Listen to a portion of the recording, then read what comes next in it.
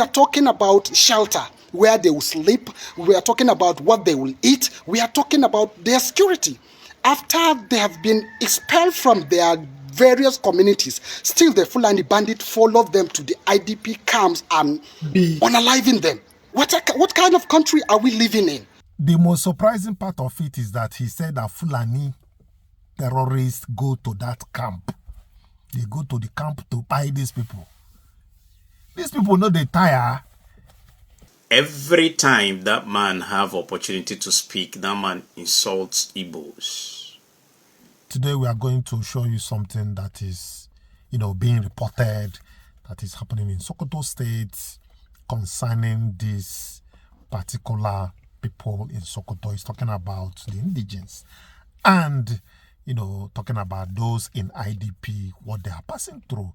And he specifically was pointing at the people in charge of politics, that's the politicians themselves. What are they really doing? And I was like, politicians are all the same everywhere in Nigeria. They lack that sense of service.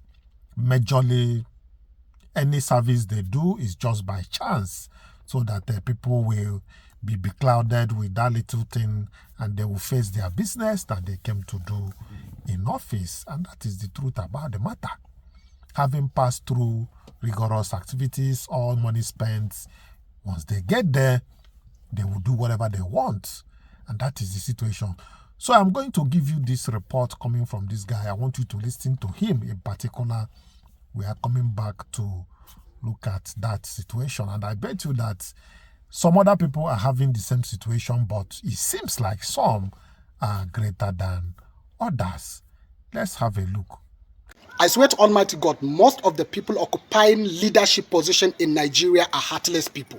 Most of them are heartless people. Look at how these people in Sokoto State are suffering. Look at how they are fleeing their communities because of high level of insecurity. No help that is coming from anywhere. Where are the politicians? Can't you even go there to do something that will show people that, yes, you have sympathy? Can't you go there and even use your monetary material to look for people to vote for you? If government is not helping, why can't you go and use your money to help these people that are feeding on gari and water with salt every day? The people of Sokoto State, Sabon Birni to be precise, are in a hell of Fulani terrorists. I am telling you, these people most of them are living in IDP camp. No food, not talking about potable water of drinking, not that. We are talking about shelter, where they will sleep. We are talking about what they will eat. We are talking about their security. After they have been expelled from their various communities, still the Fulani bandit followed them to the IDP camps and unaliving them. What kind of country are we living in? Tinubu is not doing anything about insecurity. Sultan of Sokoto is the one that is telling Mr. President that northern part of Nigeria is okay, which is a lie. We saw recently when the Reverend Fathers went and met Tinubu. Did you see his reaction? His reaction showed that he is not even aware about the high level of insecurity in Nigeria. Look at how our Sokoto State people are suffering. Is it because of their ethnicity, or is it because of them being Nigerians? That is why you are subjecting their life into this hell. I went there last week and I made a video asking for assistance from federal government and the Sokoto State government. Yet there is no assistance that came from anywhere. Look at how they are fleeing their communities now. They are killing them in daily basis. Every day they told me that these people, the Fulani bandits, used to enter and unalive most of them. And they will go and burn their foods and houses. No help. Most of them are living in IDP camps in Sabon Birni local government. But there is no single person that went there to help these people. The government is there. When I asked the people, the youth of the place, I say, why are you not posting something like this? They told me that if they post and they find out that is one of them that posts this type of video, they are going to arrest him the next day he does that video. That is what they told me. Look at how these people, look at how shattered these people's life is. But Tinubu and Sokoto State governor, they are not helping. They don't care about it. You see why I said you should listen yourself, so that it will not come from me first. I want you to listen.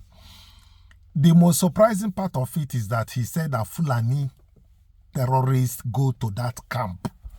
They go to the camp to buy these people. These people know they tire. To kill, know they tire. Are they the only human beings in Nigeria? Are the other people know sabi how to do this thing? Yeah? Well, the one that happened in Enugu, they were captured. And I love what happened. Because we were saying it that we must do everything possible to capture those people that did this thing. Because if you don't do it, they will say, okay, so they can go and succeed without any harm. They were traced now, they use drone now. You watch my video, drone trace them, capture them, which come in that their small hut. See, that's why I love what is happening. Delta State, I think they are going around now. Anambra State, some states too are going around to chase them out of the bush. Yes, you cannot go to somebody's bush and occupy it without somebody's knowledge. It's not done like that. And these guys was traced. They used, according to the report, they used bait. They used the ransom. Ransom they are to pay. They paid them ransom. They use it to trace them. How they did it, I don't know. But we are yet to get the details. Probably they might plant a chip inside the money. Once they collect the money, then they will be tracing that chip. There must be something that they use to trace them wherever they are. And I love that thing that happened so much, because they now understand that they can be traced and captured without killing anybody. I only saw one of them that had a wound on his leg. They are Fulani people, 3 guys. Go and watch my previous video. So why am I saying these things?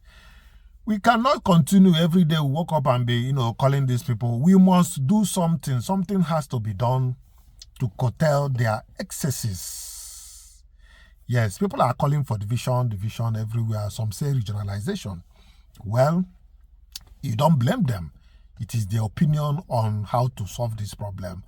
And this thing that we are running away from, every hand is pointing towards that side.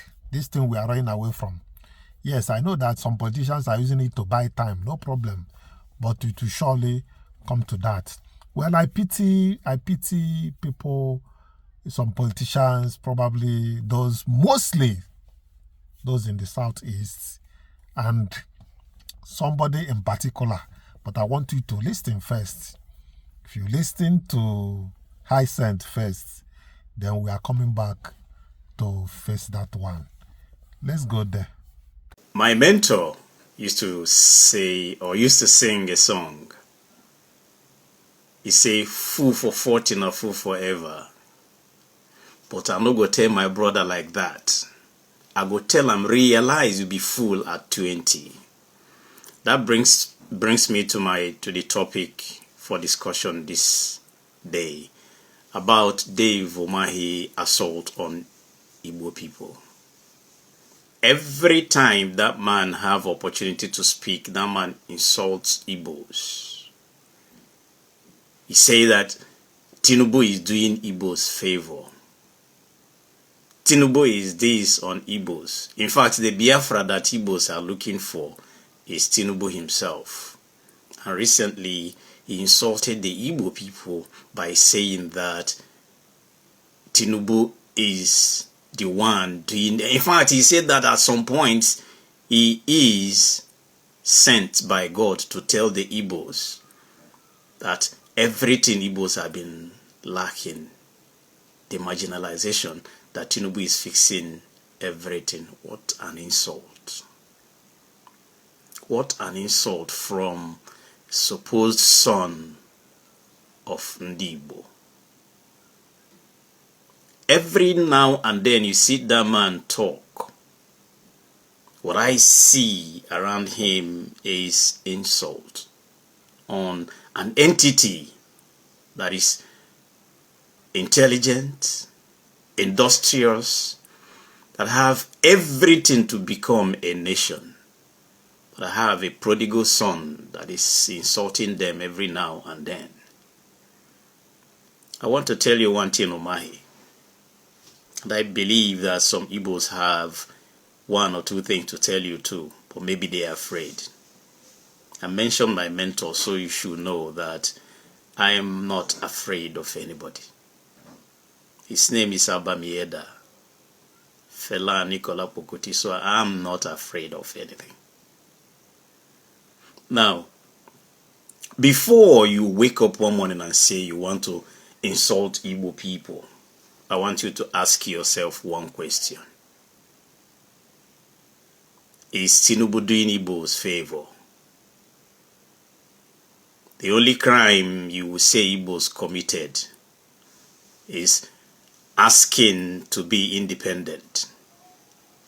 Then after the war, they said there is no victor, no vanquished. Then Igbos were promised 3R. None was implemented. The properties of Igbos were taken away from them in the name of abandoned property in Nigeria. Tell me why any government is doing Igbo's favor, Mr. Umahi. They owe Igbos a whole lot. And this man has not done anything, when I mean anything at all for Ndi Igbo. Apart from you, tell me another Igbo man that have any post at all that you will say, yeah, this is one of the top 10 posts. Everything goes to Yoruba land, and that is why the Fulanis and Hausas are very angry with him. Everything that has to do with finance is given to Yoruba people. I'm not against that. I'm not against that, because Buhari said, I am employing the people that I can work with. And maybe Tinubu is doing the same thing. But where people will be angry is when one day that an Igbo man will be there and he decides or to work with only Igbo people should not complain. Nobody should complain.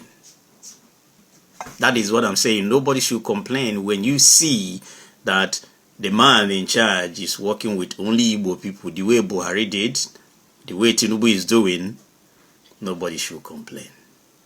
That is by the way anyway.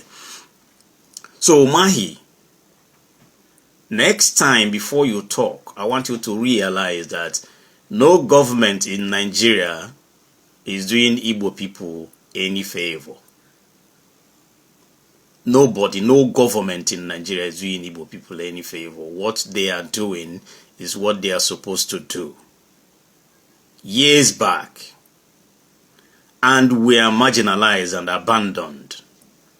And yet, Igbo people rose to the status he is now.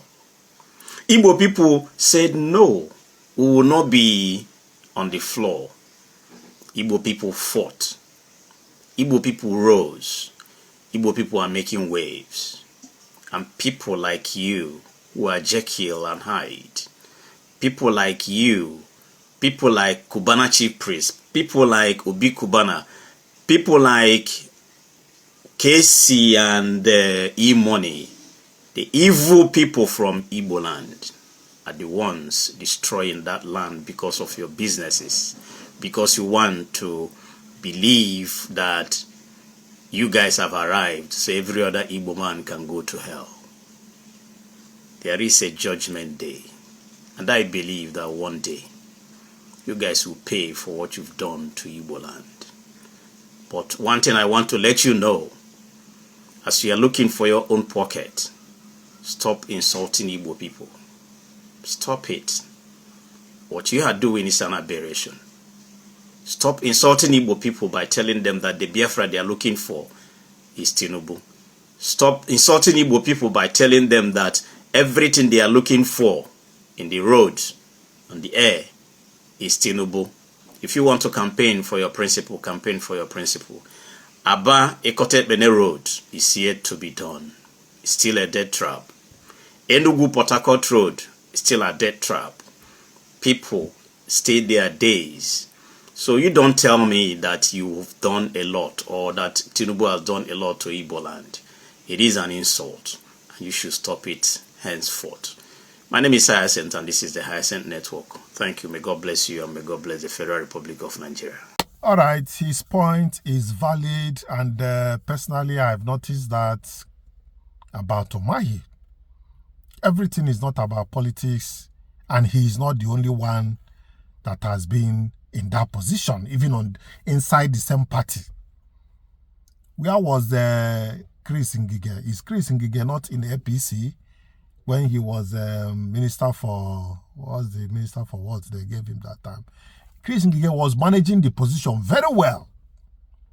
He balanced whatever he's doing between APC and his Igbo brothers. He was never involved in all these things like Umahi is doing. Gige has brain. But Umahi will come out because of one thing or the other, one peanut, and be insulting the Igbos. Even to the extent that other tribes are calling him that he should stop that. He shouldn't say that. That is a big insult to Igbos.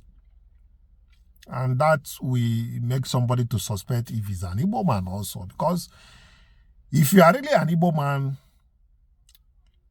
what happened in Civil War did not touch you. You did not hear the story. Even if you are not born, you don't hear the story of what happened, how people were killed. You should be sensible enough to know how you relate. Nobody said you should not take on the position to be Minister of Works. It's a position that many people wants to be. But do that with sense. Do that with sense. Anywhere in the whole world, people can throw banters to people. Yes, if you come to Southeast to throw banter to maybe people from, sorry for saying that, but I'll mention them. Maybe somebody from Boy State.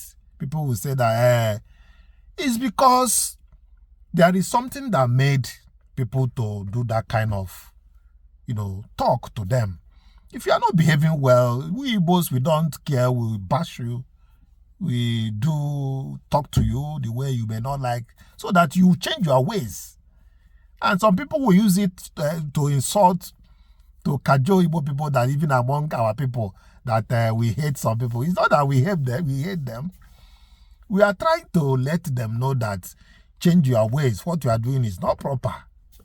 And that is it. Nobody hates anybody, especially we Igbos. If you talk of the tribes that love themselves the most, it is the Igbos. Anywhere we are, we gather ourselves, we'll be doing our culture, we'll be doing our meetings together.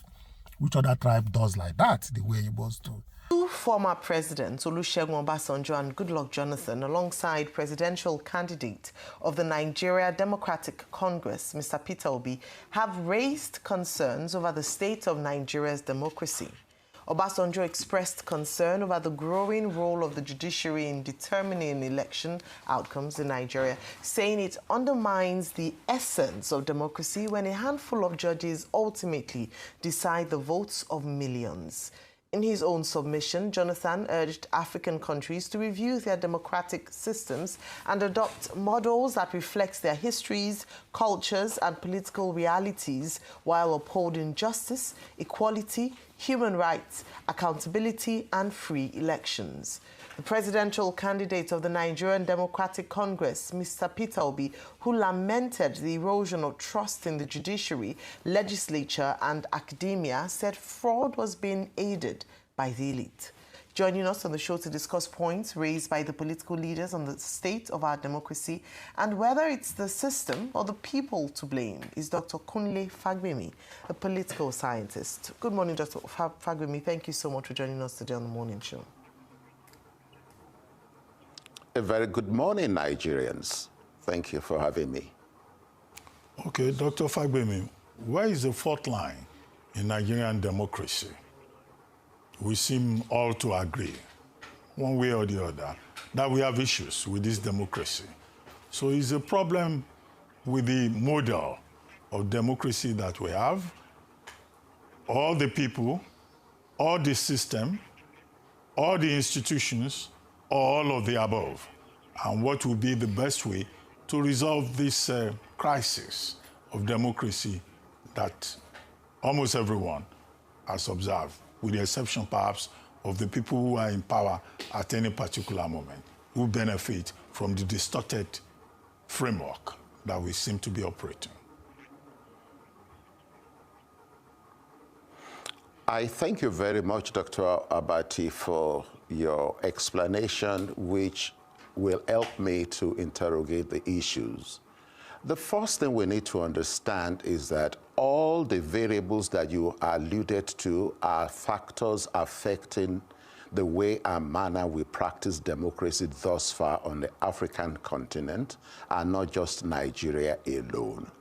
When you take a look at the issues, you can start talking from the perspective of the fact that what we are currently practicing on the continent, Nigeria inclusive, was literally imposed upon us and not allowed to acculturate, as it were, for us to adapt elements that will make it easy for us to continue the system of governance that puts a number of the kingdoms, a number of the empires on the African continent into the limelight. We suo moto just jettisoned, as it were, all the principles of governance that we were having under the Songhai Empire, the Mali Empire, the Kanem Borno, the Old Oyo Kingdom, the Benin Kingdom, and we assumed this Western liberal democracy. And we have now seen that there are epistemological concerns, particularly those ones that have to do with how do you correlate institutional frameworks that are now defined by legal and policy frameworks with our social existence and our history.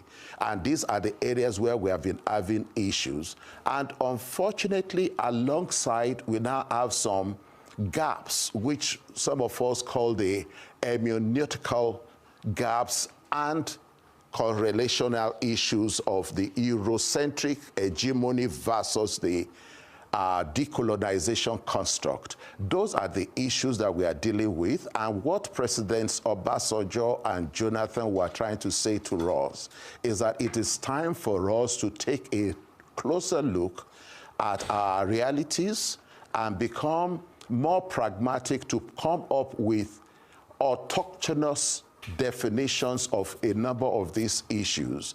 And President Obasanjo is a man that I believe has successfully transited from being a man that left engineering into statecraft. And when he left office in 1979, he started hosting what is called the Farmhouse Dialogue series that culminated into the African Leadership Forum. And he was able to now bring about some elements of the developmental agenda when he became president in 1999, which allowed him to drive a number of the processes. And President Jonathan, who is speaking, is one of the first Nigerian heads of state who came back into the system of public policy administration with a PhD, and he was able to manage these dynamics in such a way that he could afford to correlate eclectic issues.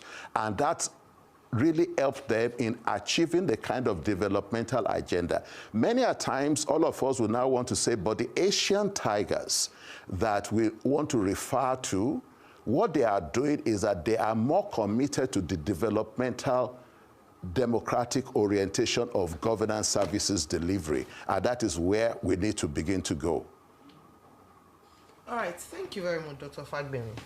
Now, the former president, Olusegun Obasanjo, had said that it was sad and quite undemocratic that the outcome of elections is largely determined in the courts.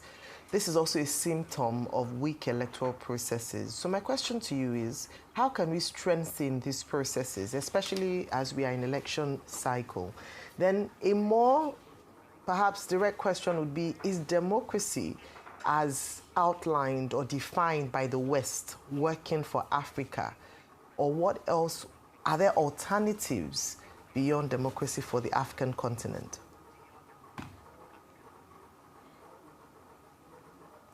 Thank you, Ayo. There are alternatives for Africa. The question is, are we willing and interested in engaging the available alternatives? I will say to you clearly, when you are discussing the incursion of the judicial system, moderating the outcomes and outputs of electoral cycles expected of any democratic dispensation, we will now be discussing under the epistemic injustice and the hermeneutical lacuna, that is the gaps that occur, where you discover that justice is not actually made to prevail. A good example is the Nigerian 2023 election, wherein the man that had the least, as it were, in terms of voter support, as opposed to those who were against him, ended up constituting the government. The incumbent president of the Nigerian state had just about 36% of the total votes cast. But unfortunately, all those who were against him amassed the remaining. But because we are operating the first past the post, and then the level of justice can only be determined based on the kind of judicial system that we are operating. And often this has a disconnect with the social justice, and the disconnect that we are talking about does not correlate with the socio-cultural and socio-political realities. And that is why part of the argument is that we need to overcome this winner-takes-all mentality. And we need to interrogate further that in democracy, we are talking of participatory democracy. And in participatory democracy, every stakeholder is seen as a patriotic component of that jurisdiction. In Nigeria, you will discover that the incumbent administration of every tenure that we have had since 1999 tend to see any dissension, any attempt to criticize the policies of state, like President Obasanjo rightly said, there is no correlating word for opposition that is loyal, that is seen as being patriotic. It is seen that you are an enemy. And that is why a certain incumbent president and his aides will be attacking the Catholic establishment that came to provide feedback data, rather than processing the feedback data and utilizing it to mitigate and to transform existing policy initiatives. Everybody started attacking the Catholic establishment that came with feedback data.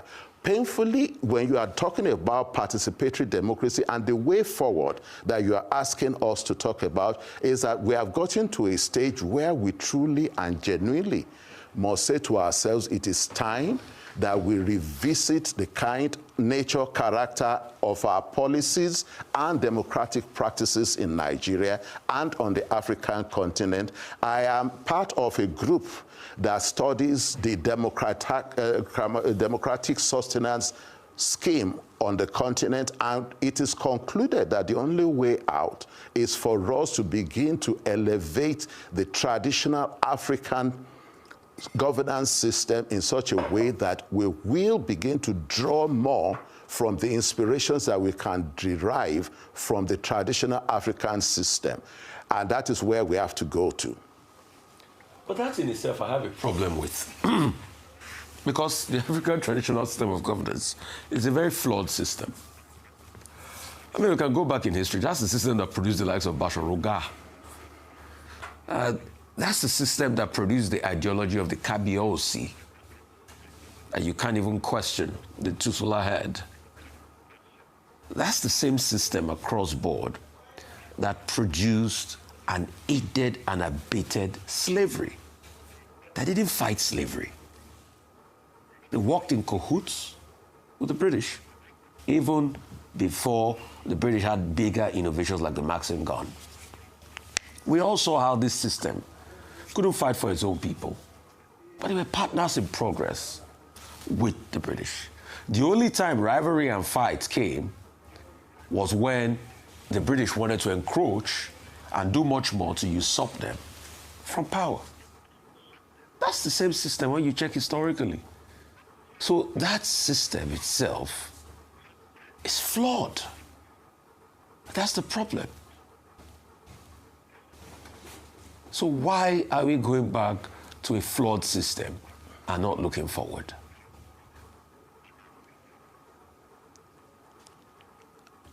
Thank you very much, Rufai. You recall that what I said is simple and straightforward, and what President Obasanjo, President Jonathan are saying, and all those of us who are pushing for an Afrocentric democracy are saying, is that there are critical elements of the real sociocultural realities of the Nigerian or African continent that we can draw inspiration from. When you take a look at the aberrations like you have mentioned in terms of Bashorunga and possibly the Alaafin or for your debacle that we had, particularly when we had Shango Olukoso, or we go into the Benin Kingdom, or we go into the Sahel areas, you will realize that they had very potent checks and balances. And those checks and balances always operated correctly. When you have aberrations like you are referring to, elements of the checks and balances will now counteract, unlike what we are now having, particularly in Nigeria or in Africa. Go to Cameroon, go to all these other countries where the legislature have succeeded in becoming part and parcel of the executive, and they do change constitutions and allow what the incumbent president is interested in achieving. Those aberrations can be corrected if and when we clearly define true theoretical underpinnings that set the guardrails for the democracy that we want to practice. When you set the guardrails, you now have the legal and policy frameworks that constitute another round of guardrails, and now you must comply, obey, and ensure that there is repercussions and consequences if you do not follow the process. For example, Chapter 2 of the 1999 Constitution is the one that should have been driving developmental quest for Nigeria. But you'll discover that it is made injusticiable. When you want to move in the direction that we are talking about, that is for the communitarian spirit to evolve into the developmental agenda, we will now need to appreciate that we need to make this not only justiciable, we must now ensure that the manifestos of the political parties and of the candidates and the social contract that they are entering into with us reflect the contents of Chapter 2 of the 1999 Constitution, speaking in terms of Nigeria. But the reality is that either the Western-centric or the traditional system that we had checks and balances that could always ensure that aberrations will not occur. And if anybody runs foul, they can easily be brought to book. The problem we are currently having now is that nobody is being brought to book. For example, you will discover that we had this unfortunate incident in Kano over the weekend. By now, you would have expected that if the legal and policy frameworks of the Nigerian state were working, some people should have been cooling down and facing the music in the offices of the State Security Service, but that is not the case. When you take a look at what happened between the presidency and the Catholic establishment, some of the officers who issued statements on behalf of the presidency by now should have been relieved of their appointment because they were not taking into consideration the need to ensure that they truly receive feedback and allow for participatory democratic ethos to be the order of the day. I love good debates, sir, and I want practicality of ideas, but it's also problematic with the African context of governance, and that's what I have a problem with. You talk about stopgaps. Those things do not work. I'll take you back to history. The big question is, you had a stopgap too there. The stopgaps were the Oyomesis. But the Oyomesis could not stop Basharu Ga because Ga infiltrated the Oyomesis. It's not that we don't have stopgaps today. We have the courts. But look at the courts. Sir, if somebody tells you to go to courts, you know the person is mocking you. So just like Ga, Basharu Ga infiltrated the Oyomesis, our so-called societal Oyomesis today have been infiltrated. You live in a country where there's massive poverty. Whoever the person is, once they give him billion, you see the English and the integrity is speaking, we leave his mouth. Those are the problems. And now, these people have amassed money. And it's a money. Somebody was just showing me a video of a woman that collected 15,000 for a political party, and she was screaming that she was going to vote for the political party, that she's lost her mind. Police can't stop them. Okay, can I add something, Doctor, before you respond? And you can take that along with what Yes. Hosseini has pointed out. Now let's go into African political thought. Paul Otunji, Kwasi Wiredu, John Mbeki, they gave us a foundation by saying in Africa, in trying to decolonize political thought, which was the main work of Kwasi Wiredu, they argue that we have the concept of communalism, Ubuntu, you are because I am, and all of that, you know, as different from Western thought. But do we have, looking across Africa, over the years, that philosophy of a sense of togetherness? Is there an elite consensus, either in the past or now, that can produce the kind of situation you have in Asia, where democracy will seem to have been domesticated? Or as, what's his name now, Arthur Okun argues in his 1975 book, Equality and Efficiency. Where do you have the trade-off? Are African leaders willing to trade off something for another thing? If you don't have that elite consensus, which Mr. Obi referred to in passing, how do you change this democracy?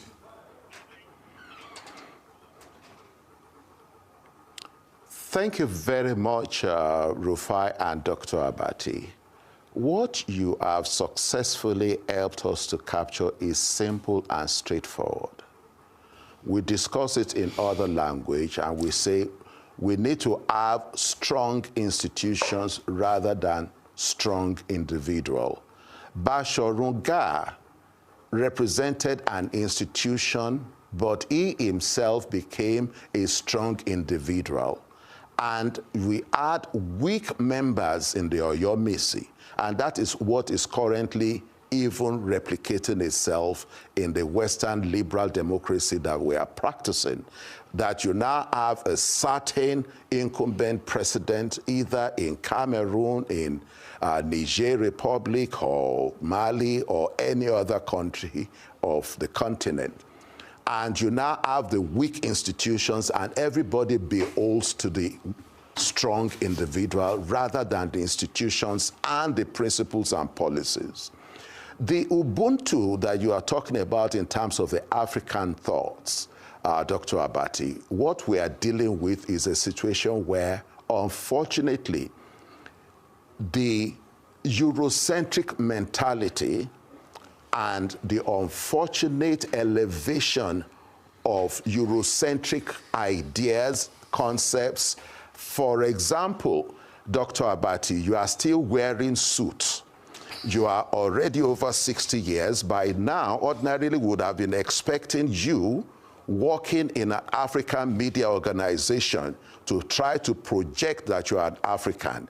Rufai, my brother, you are wearing suits. These are issues that cascade into our democratic political space as well, that we are failing to elevate ourselves into the level where we want to be comfortable. I doubt if we continue this way, we are going to make progress if we do not sit back and say to ourselves, we need to avoid the crisis of identity. The major issue that we are dealing with is a crisis of identity, is a crisis of acculturation and unwillingness to decolonize and to deconstruct things that have become problematic. We talk about poverty. When you're talking about poverty, you cannot alleviate or eradicate poverty if the focus is not development. And you'll discover that it is convenient for the Western hemispheric agenda to continue to influence our Western liberal democracy that we are practicing for only one purpose, and that is for capital flight, to leave the African continent. And you'll discover that the level of corruption and capital flight that occurs during democratic dispensation is always higher than that which occurs during military rule and regimes. And this is one of the reasons why we need to revisit the conceptualization, we need to revisit the practice of our democracy, and we need to ensure that our economic integration is invigorated in such a way that our agenda will now be integrated national development and growth, and not just the GDP language that suits the Western hemispheric economic interest and agenda. Well, on that note, we would like to thank you very much, Dr. Fagbemi, for joining us this morning. Yes, viewers, I thank you for coming along with me. Please, if you have not subscribed to YangaLife channel, click on the subscription button, notification bell, and like our videos. Don't forget to share them. Till I come your way next time. Bye.